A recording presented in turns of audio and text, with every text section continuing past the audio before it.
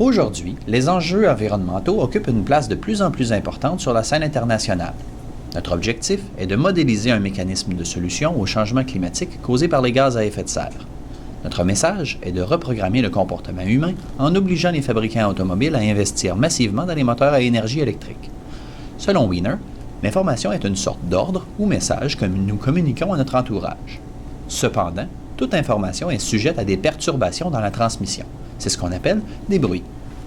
Dans la situation présente, nous savons que certains groupes de la société seront réfractaires à faire le virage électrique. Premièrement, une portion de la population n'est pas prête à opter pour un véhicule plus dispendieux et moins performant que ses homologues à essence.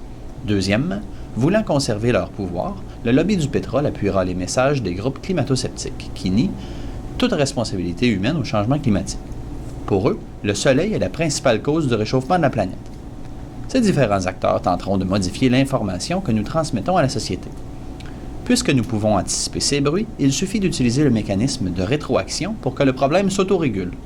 Selon Wiener, ce mécanisme a pour fonction de contrôler la tendance de la machine au dérèglement.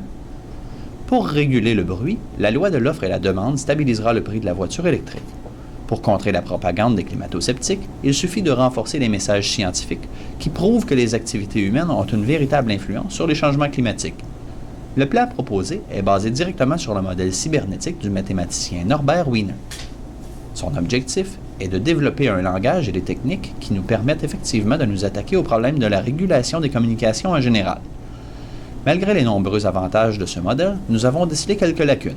Par exemple, il est impossible de prédire les comportements humains dans toutes les situations. Wiener a bien dit, vivre efficacement, c'est vivre avec une information adéquate.